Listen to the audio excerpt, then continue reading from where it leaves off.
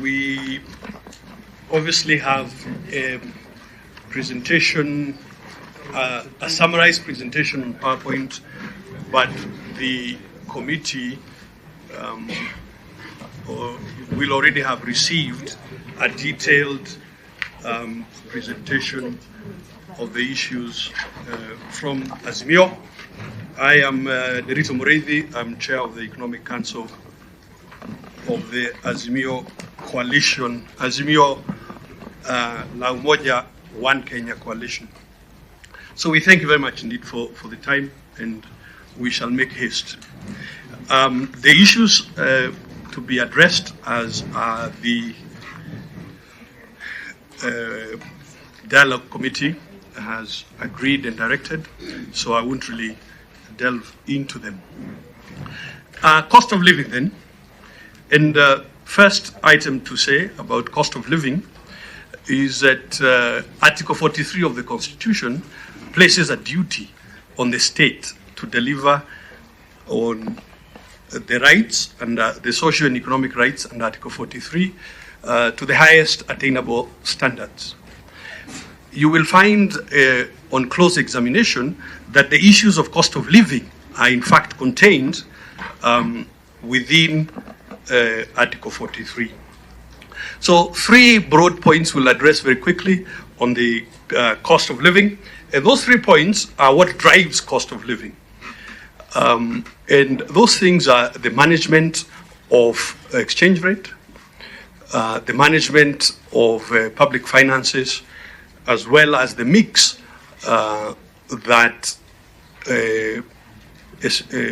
that is used to manage those instruments.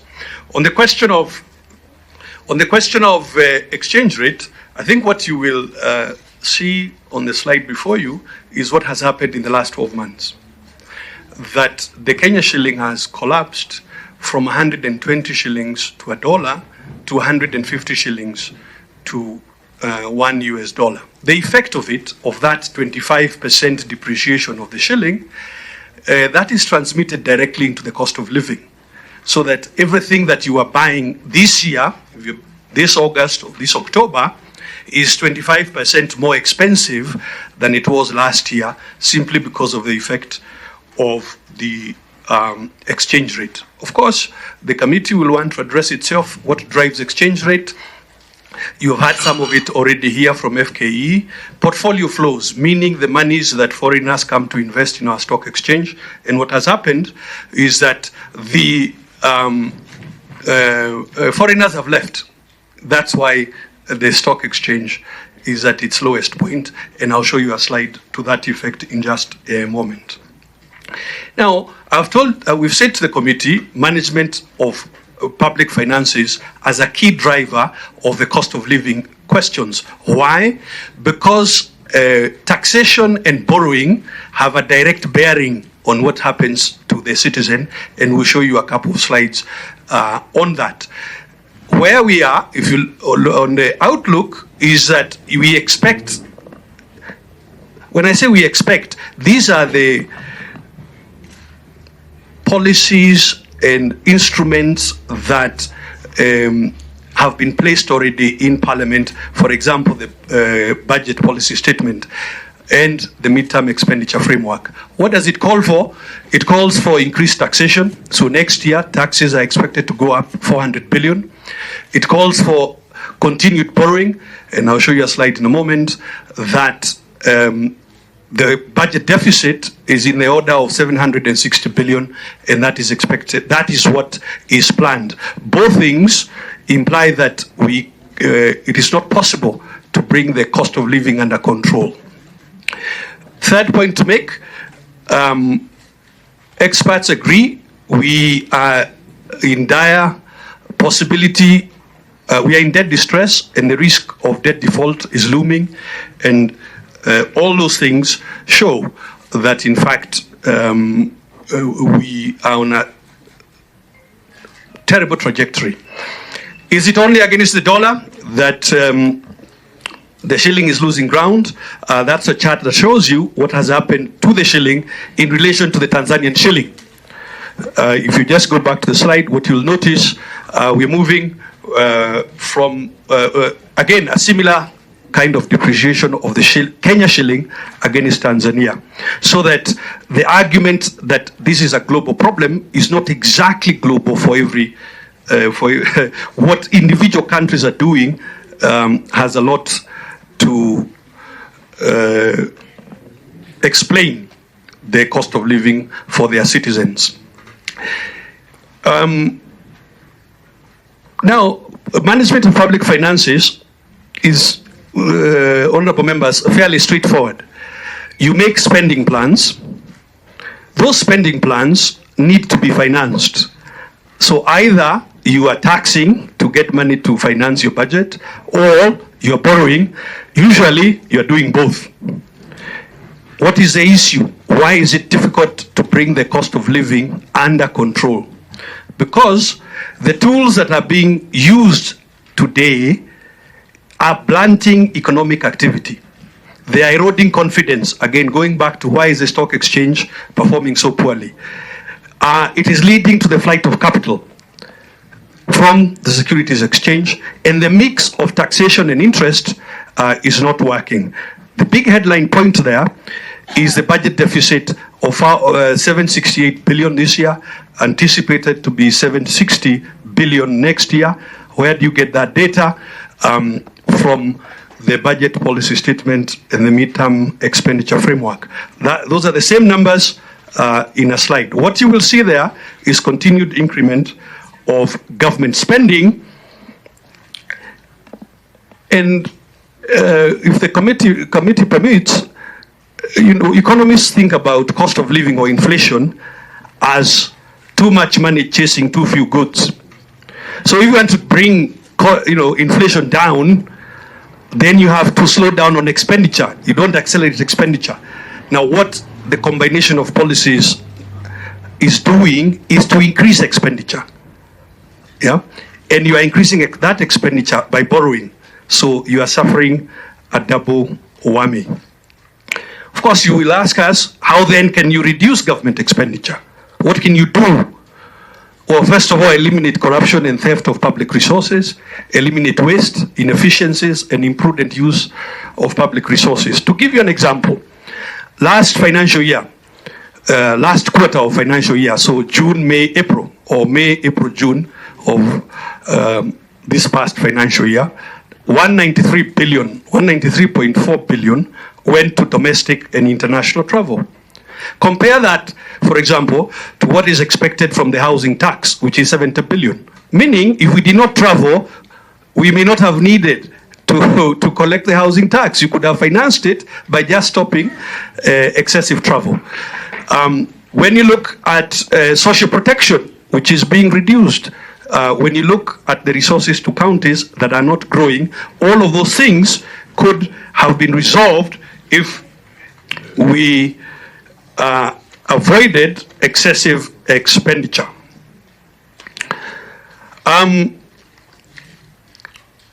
The other thing that happens when you're borrowing, the other thing that happens when you're borrowing is that, of course, you have to pay. So debt service, what is the issue here? The issue is that debt service is now 67% of actual tax collection. Okay, and that slide shows you where is the source of this data. Again, budget review and budget outlook, budget review and economic outlook, as well as the financial statement for this financial year. The point being, can you really grow taxation by 530 billion, which is what is anticipated this year, and can you grow it at a time when the economic conditions are so poor? What is the effect of excessive borrowing? You squeeze out the private sector, and that is what that slide, again, from the quarterly economic review by Treasury, that is what it is showing you. That the spread, the difference between what depositors are being paid by banks and what government is paying those same banks to borrow that money, that's the spread, and what you see there, it is growing. The effect of it is to squeeze out the private sector. And I think FKE were before us, and they explained this point very strongly. This is what FKE was saying, that this, the Securities Exchange is now considered the worst performing. Not considered, that is what the data is showing, the drop being what is on the slide before you. Economic growth, because when you squeeze private sector to the corner, then there is no economic growth. And this is exactly what is happening. If you compare growth quarter to quarter, what you will find is that economic growth has flatlined. So with the exception of the COVID recovery in 2021, when you look at quarter two, basically it has flatlined. We dig deeper in 2 slides. What really, this inflation or this cost of living, what's inside it, what is driving it? That's the way it is. Food and fuel. So the policies we pursue must address food and fuel costs. But this is the outcome of what has happened in the last 12 months. And you can see, again, this is a data and graphic from the Kenya Bureau of Statistics. Everything, with the exception of one item there, has gone up with percentages of between 7 and 60-something%. Same there with non-food items like fuel. What you will notice, in fact, this is 1 month old now. This is before the dramatic increase in fuel price this September. So those numbers can only get worse. I know we are fond of blaming international crude prices. That is not fair to anybody because it's not true.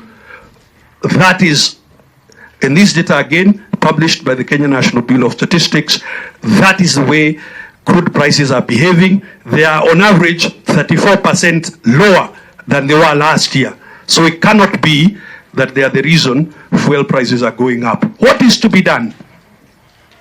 We must stimulate production by reducing interest rates. We must reduce taxation on energy, on fuel, on food. Taxation to SMEs is the only way you can stimulate production. We must have a balanced budget. Some have argued not possible. It is possible. In 2003, 2004, 2005, you had a balanced budget and you were able to implement the items of Article 43, like free primary education, zero-based budgeting, and so on. I have to move faster. Finance Act 2023 should repeal it in its entirety. In any case, the broad policy point is reduced taxation. Next cluster of items, review of or audit of the elections. Now, first of all, the audit is not something being suggested. It is the constitutional provision, and you will find it in all those articles of the Constitution from 1, 3, 10, 81, 88, and so on. What kind of audit? Forensic and systems audit is what is required. Why? I mean, Kenyans, as a sovereign, and the Kenya National Human Commission just said the same point, the sovereigns deserve. In any case, audit is a normal process. Every entity of the state, counties, national government, parastatals, everybody gets audited. We must audit this process. And it is by auditing that then we can know what we are fixing. What is the problem that we are fixing with IEBC? So why audit? First of all, there are different numbers from the IEBC server, from the portal. And as you can well imagine, I have mixed feelings about Bomas, but we have different numbers. That's the way the numbers look. When you go by regions, when you aggregate the numbers by region, that's the way it looks. So we must audit. Number 3, numbers must have statistical validity and consistency. Now, these are the results from the Bomas portal. Now, elections happen, honorable members, in a polling station. So you could check candidate A, how many polling stations has she won? Those polling stations aggregate to an electoral ward. So how many wards has the candidate won? That aggregates to a constituency, and that aggregates to a county. How can it be possible for these results to obtain where a candidate wins at the majority of polling stations but does not win overall, we must audit these results. And remember that the IEBC, or the electoral body, for 30 years, 92 to now, with the exception of one general election, something has gone wrong. So we must dig deeper into what are the structural problems that bring this kind of statistical improbability into our life. If you put it in a map, that's the way it looks. Again, how can it be? We must audit the results to know what really went wrong. We want to show you a quick demo about what we mean by auditing the results. And co-chairs, we want to emphasize here that, you know, this is our country, all of us. And an institution that continuously is unable to deliver why we have created it, we must ask ourselves, why is it unable to deliver? This institution, we're just switching, we'll be back there in a moment. This institution, you will notice that the commissioners and the secretariat quarrel all the time. Even when you change the commissioners, you will notice that commissions also fight amongst themselves. You will also notice that the law seems to create unusual decision making, where a minority rule and minority view can prevail over majority view because the chair happens to be sitting in that minority. That is not how decisions are made in the ordinary course of human events. We must audit. We want to demonstrate with one form, Barnabas.